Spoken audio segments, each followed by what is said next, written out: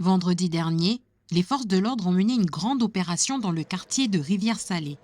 Entre les affrontements, les détonations, les opérations de déblayage ou encore les bruits de flashballs et de tirs, cette situation a été particulièrement anxiogène pour les résidents. Dans cette résidence, les habitants ont décidé de barricader l'entrée pour, disent-ils, se protéger des milices, mais aussi des forces de l'ordre. Celui que l'on appellera David ne cache pas sa colère. Il y a un matin encore, ils ont lancé des bombes lacrymogènes dans la maison en bas là. Ils ont tiré ici là, regardez, il y a les mamans qui respirent même pas des trucs comme ça là. Il y a des vieux à nous qui dorment avec des appareils, même des jeunes qui dorment avec des appareils. Et arrêtez de, en même temps, engager des forces, de faire du bruit là. Arrêtez de tirer vos bordels là. Vous voyez pas que c'est vous tirer dans les maisons. Il y a des gens dedans les maisons là. On va vous répéter ça combien de fois? Faut arrêter de nous traiter comme des animaux comme ça là. On a peur pour nos enfants, on a très très peur pour nos enfants et surtout pour nos aînés, nos sages qui sont dans des moments de faiblesse, qui ont des maladies à long terme. Tous ceux qui sont blessés, on a tout ça là. Voilà, non, pense à eux. Un peu plus loin, à Magenta, nous avons rencontré celle que nous appellerons Christiane.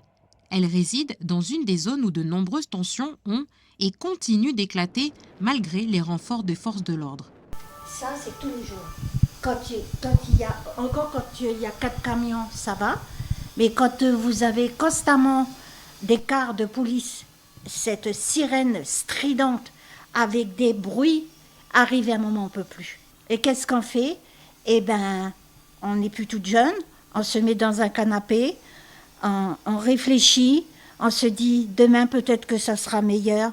Faire ses courses, on se dit je vais aller acheter quelques bricoles, ça va me faire voir d'autres choses. Mais arrivé à un moment, ces exactions font peur. Et on n'a plus envie de se trouver dans la foule pour aller. Alors on se dit, ben aujourd'hui, il y a du pain, je vais le manger. Demain, il peut y avoir autre chose, on verra demain. Dans cette situation que Christiane décrit comme chaotique, la septuagénaire arrive tout de même à rester positive. C'est pas parce que vous avez des gens qui sont où il y a de la haine, etc. On n'est pas tous comme ça. J'ai été aidée par des gens très gentils, par mes propriétaires. J'ai un voisin qui est à côté avec sa femme qui est venu m'apporter à manger à ma porte. Et ça redonne du baume au cœur parce qu'on se dit on n'est pas toute seule. C'est en nous aidant les uns les autres qu'on va reprendre. On n'a plus rien, mais il y aura encore. Croyez-y. Voilà. Ayez espoir.